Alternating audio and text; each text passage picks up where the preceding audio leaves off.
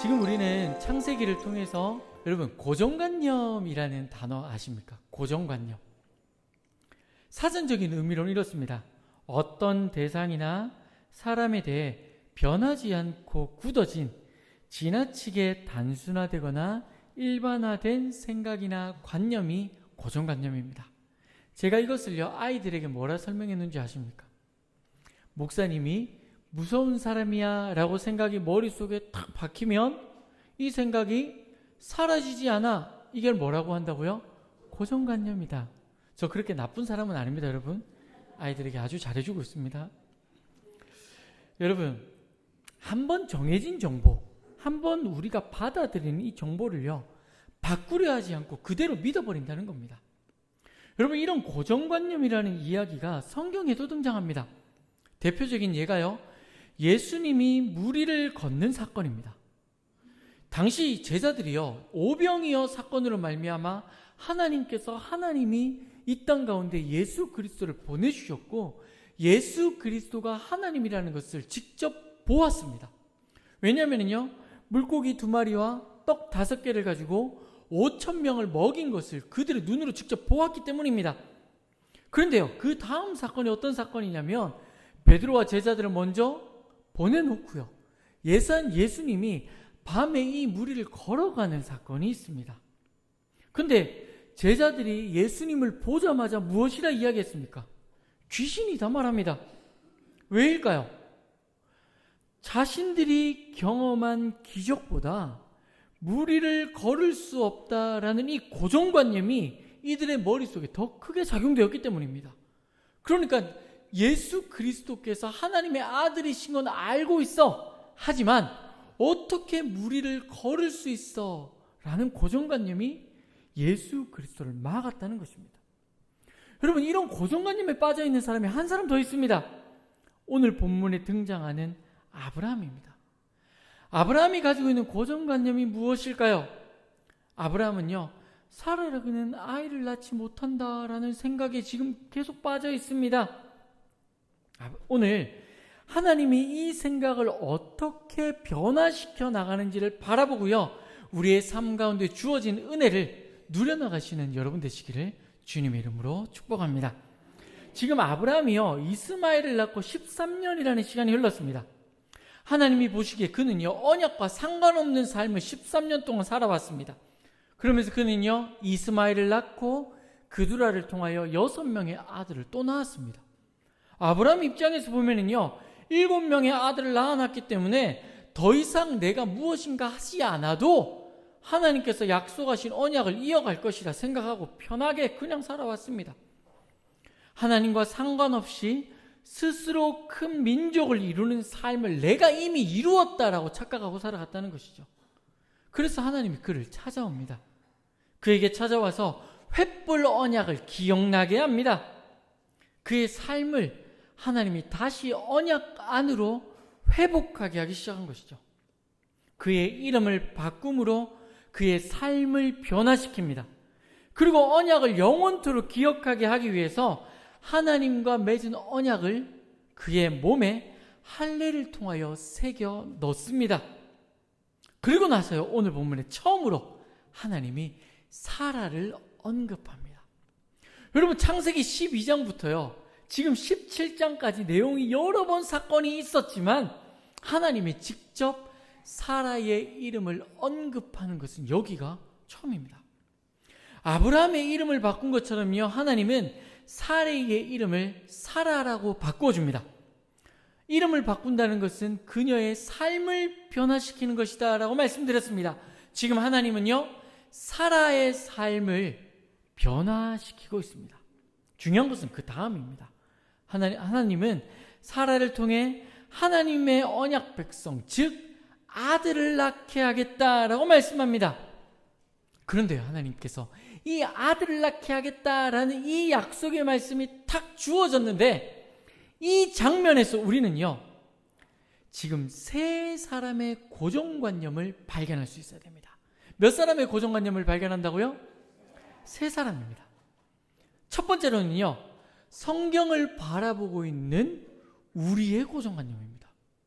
누구의 고정관념이라고요? 맞습니다. 지금 저와 여러분의 고정관념입니다.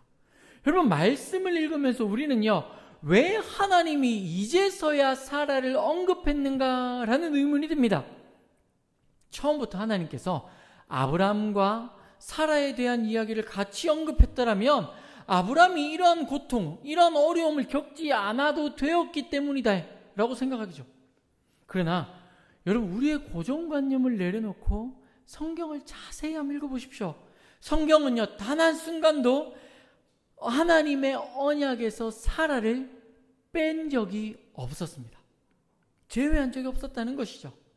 하나님은 아브라함을 부르는 그 순간부터 사라는요, 아브라함의 언약 안에 포함된 사람입니다.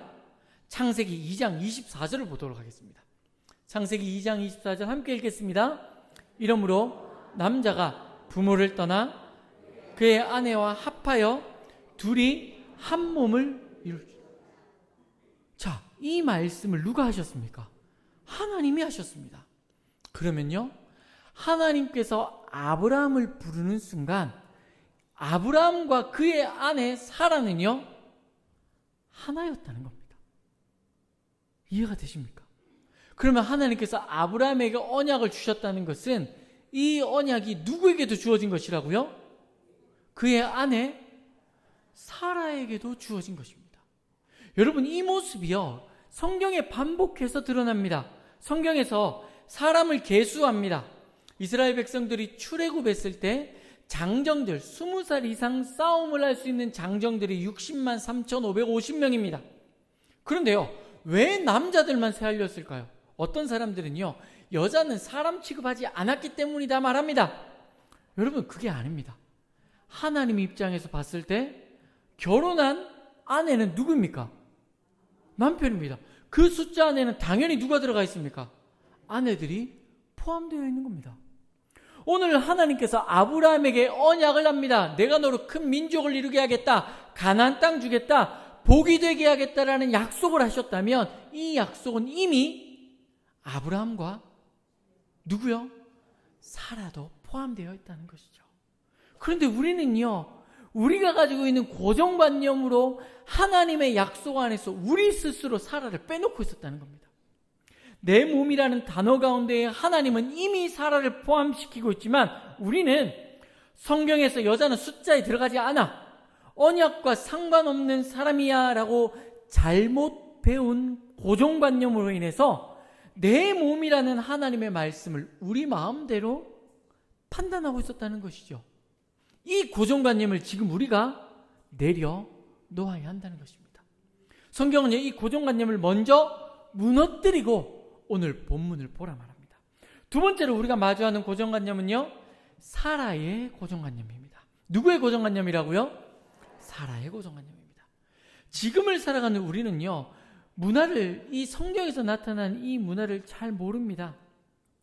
그래서 고정관념에 빠질 수 있다라고 생각을 해봅시다. 그러면 사라는 왜 이 긴 시간 동안 하나님께 한 번도 간구하지 않았을까요?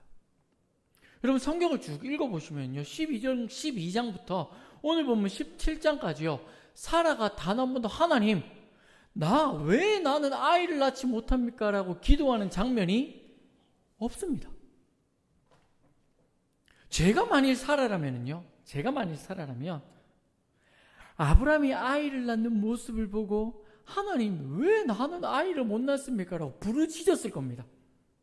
하지만 성경은요, 이 사라의 부르짖음을 단 한 차례도 기록하고 있지 않습니다.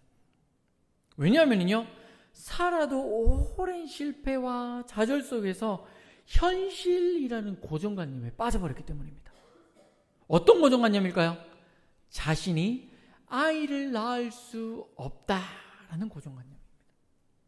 창세기 11장 30절과 창세기 16장 1절 2절을 한번 읽어보도록 하겠습니다.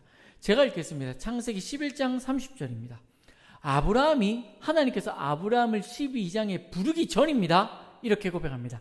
사레는 임신하지 못함으로 자식이 없었더라. 또 창세기 16장입니다. 1절 2절입니다. 오늘 아브라함이 다시 언약을 회복하기 직전에 이렇게 기록합니다. 아브라함의 아내 사레는 출산하지 못하였고 그에게 한 여종이 있으니 애굽 사람이요 이름은 뭐다? 하갈이다. 근데요, 그 다음에 말을 들어보십시오. 사레가 아브라함에게 이르되 여호와께서 내 출산을 허락하지 않았다 말합니다. 성경은요, 반복해서 지금 아브라함이 자녀를 낳지 못하는 이유가 사라에게 있다라고 말합니다. 사라 또한 그 이유를 누구에게 말하고 있습니까? 아브라함에게 내가 자녀를 낳지 못한다라고 스스로 고백합니다. 여러분, 이러한 사실을 가지고 이들의 과거를 한번 생각을 해봅시다. 젊은 시절 이 두 사람이 눈이 맞아서 결혼을 했습니다. 물론 눈이 맞지 않았을 수도 있습니다. 왜냐하면 정략 결혼이었을 가능성이 훨씬 더 높습니다. 이삭이 리브가를 데려올 때 아브라함이 가서 아내를 데려와서 너의 아내다라고 주었죠. 동일하게 이 당시에는 가문과 가문이 합쳐지는 결혼이었기 때문에 어쩌면 정략, 아버지가 결혼하라 그래서 결혼했을 수도 있습니다. 그런데요, 젊은 시절 이 두 사람이 만나서 함께 부부의 연을 맺습니다. 그런데 아이가 생기지 않는 겁니다. 1년이 지나고 2년이 지나도 아이가 생기지 않습니다. 수많은 노력을 하고 시간을 보냅니다.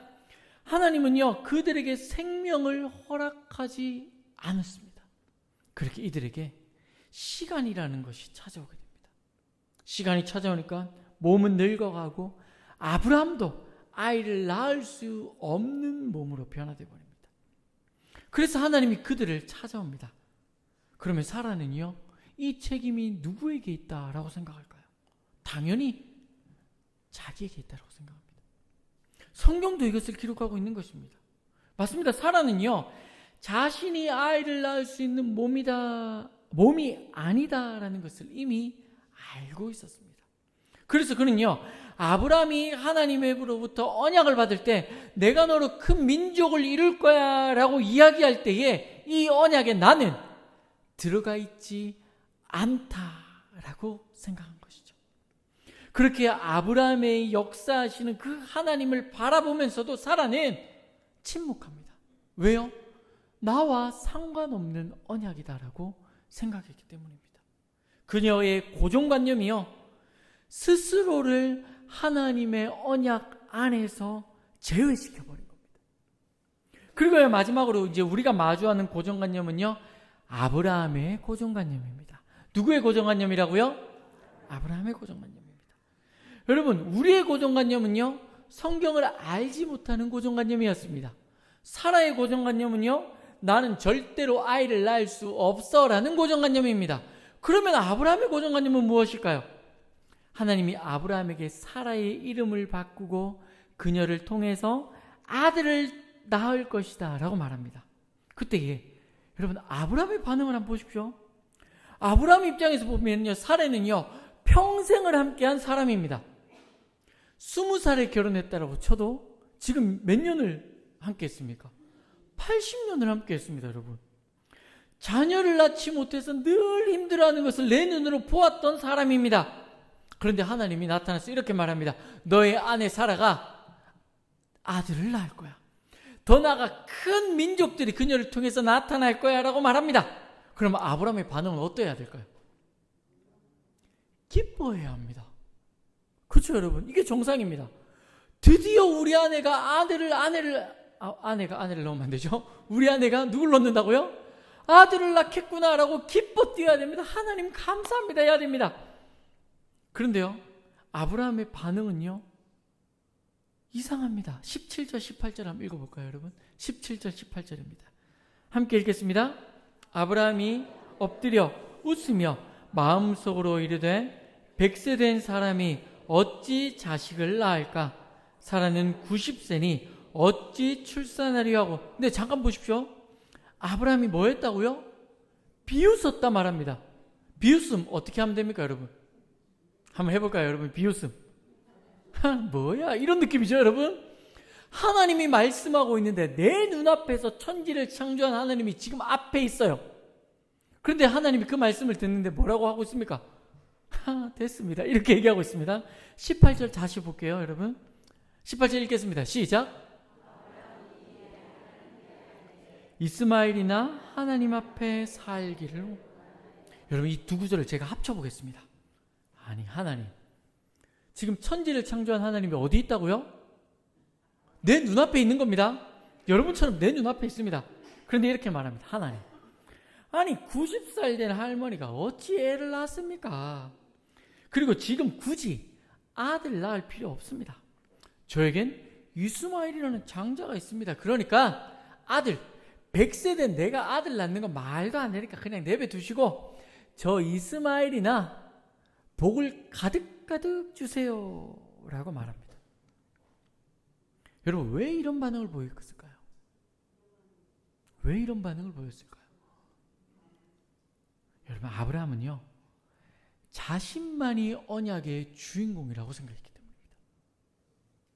자신만이 언약의 주인공입니다. 그러니까요, 내가 주인공이니까 나를 통해서 낳은 아이는 됩니다.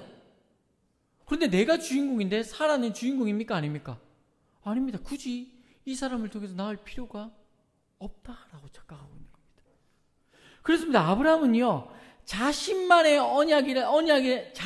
언약의 주인공이라는 고정관념에 빠져가서 거기에 갇혀 있습니다. 그래서 그는요, 자신의 눈앞에 천지를 창조하신 하나님이 있음에도 불구하고 바로 직전에 자신의 이름을 바꾸고 자신의 삶을 변화시킨 하나님을 직접 경험하고 있음에도 불구하고 사라를 통해서 일하실 하나님을 비웃고 있는 겁니다. 그래서 하나님은요, 오늘 본문을 통해서 아브라함과 사라와 그리고 저와 여러분의 고정관념을 무너뜨립니다.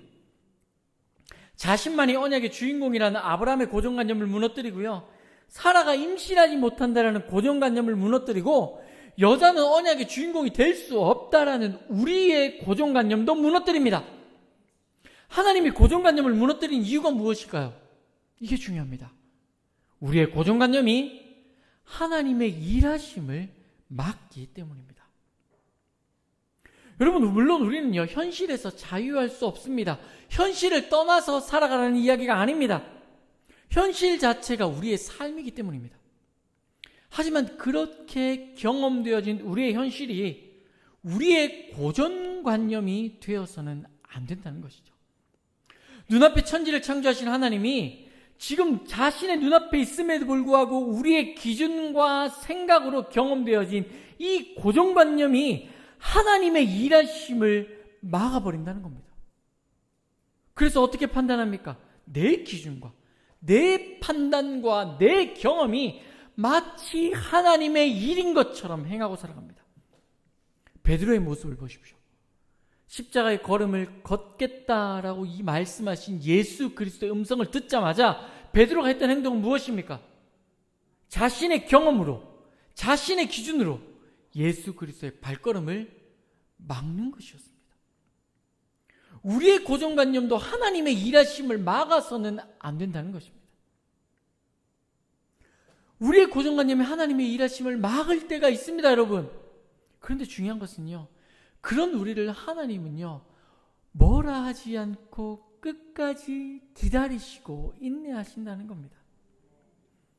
저와 아브라함과 사라의 고정관념을 무너뜨린 하나님은요, 언약에서 소외되었던 사라의 삶을 변화시키고자 하십니다. 어떻게 변화시킵니까? 그를 찾아오시고 그를 부르시고 그를 만나주시고 그에게 하나님의 말씀을 주심으로 변화시키고 있다는 겁니다. 오늘 본문을 한번 다시 보십시오.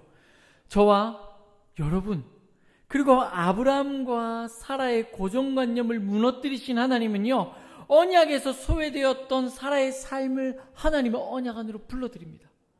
누구도 생각하지 못했던 그녀를 회복함으로 예수 그리스도의 오심을 준비하게 합니다. 언약에서 제외되었다라고 느꼈던 사라를 통하여 예수 그리스도가 이 땅 가운데 온다는 것입니다. 우리의 고정관념이 무너질 때 비로소 하나님의 일하심을 믿음으로 바라볼 수 있게 된다는 것입니다. 여러분, 이 믿음의 결과를 우리는 너무나 잘 압니다. 아브라함은요, 하나님의 말씀에 순종하여 오늘 본문 마지막처럼 할례를 행합니다.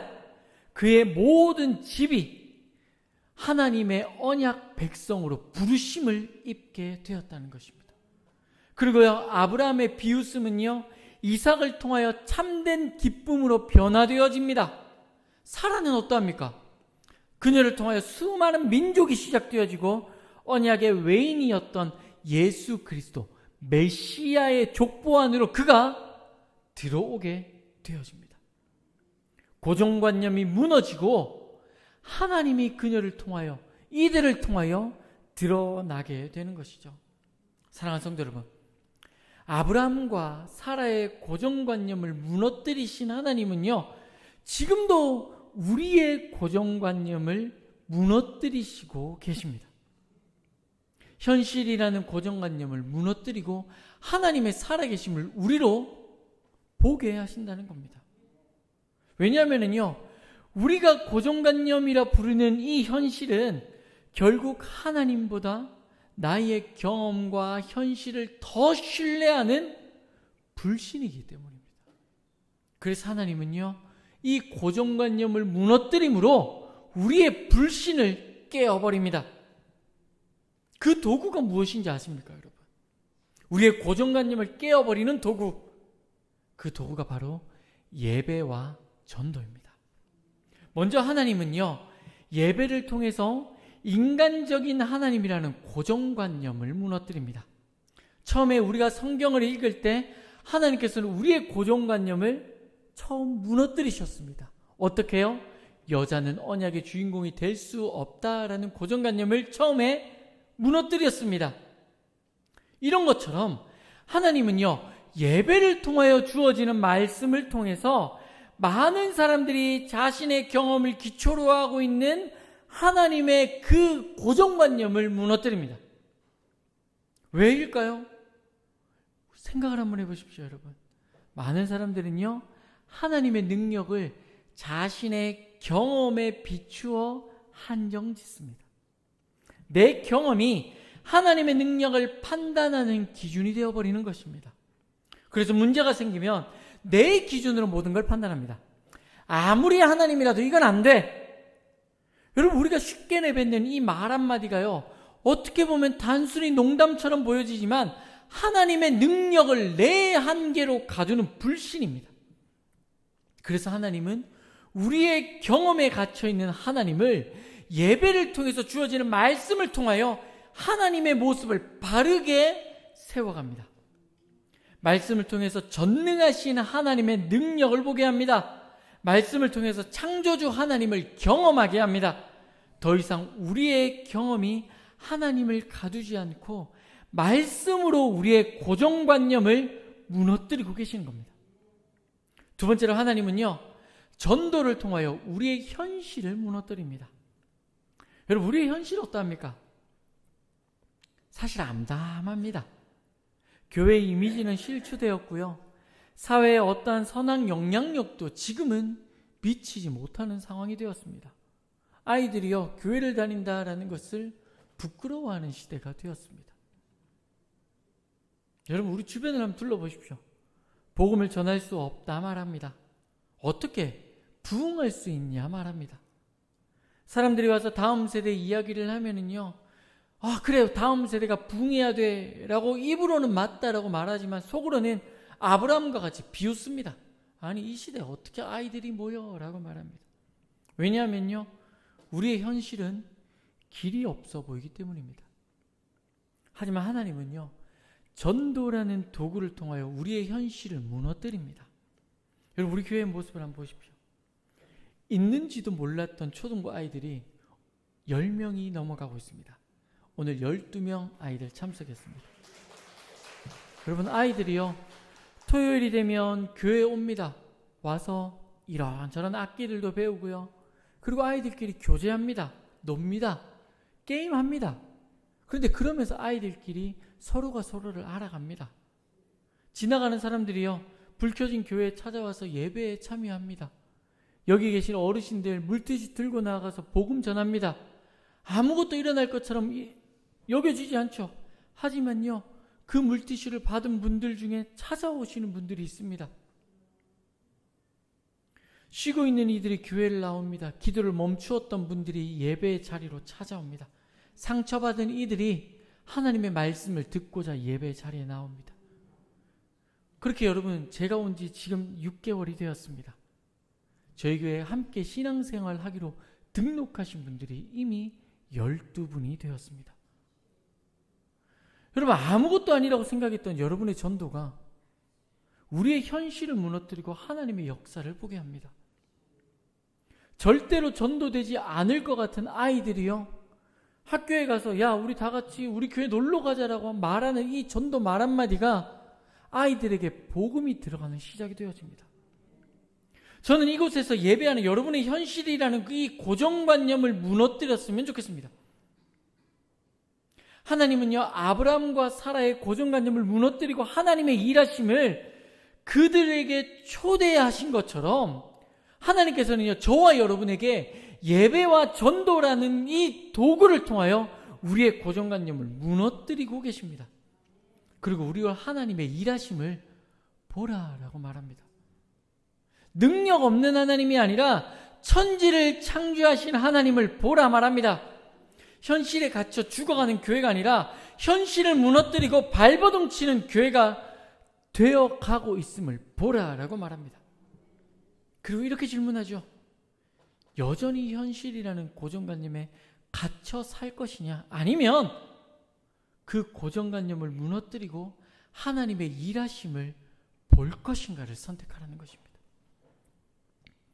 저는 이곳에서 예배하는 여러분의 현실이, 여러분들이 현실이라는 고정관념을 무너뜨리고 하나님의 일하심을 보았으면 좋겠습니다. 여기에 계신 분들, 한국 교회 부흥의 주역이셨던 분들입니다. 나아가서 복음을 전하기만 하면 교회가 가득가득 찼을 때 가장 선두에서 일하셨던 분들입니다. 누구보다 하나님의 일하심을 보았던 분들입니다. 그런데 여러분, 그때에도 사람들은 이렇게 말했습니다. 이렇게 힘들고 어려운데 누가 교회를 가? 그런데 여러분들, 그 일들을 직접 행하시고 직접 그 일에 하나님의 역사하심을 보신 분들입니다. 그 일하심의 하나님을 우리 교회에서 다시 보여주시길 원합니다.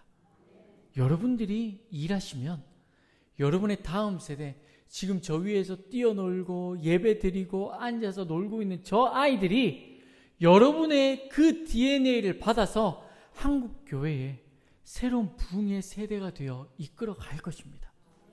그래서 우리가 믿음의 씨앗을 심어야 하는 것입니다. 그래서 우리가 더 현실이라는 고정관념을 무너뜨려야 하는 것입니다.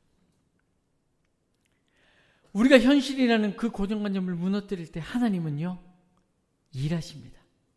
그리고 우리가 생각하는 그 어떤 것보다 더 크고 더 능력으로 우리의 삶을 변화시켜 가실 것입니다.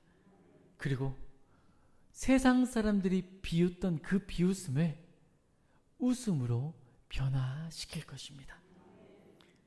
그 웃음이 저와 여러분의 믿음의 간증이 되었으면 좋겠습니다.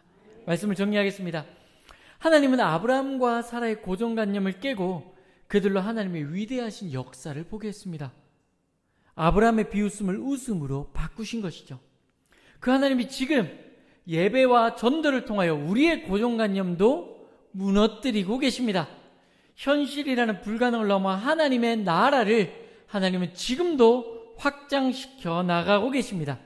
그 위대한 역사 속으로 하나님이 저와 여러분을 초대해 주셨습니다. 현실이라는 고정관념을 무너뜨리십시오. 하나님의 말씀에 순종함으로 비웃음이 웃음으로 변하는 역사의 주인공이 되는 저와 여러분 되시기를 주님의 이름으로 축복합니다.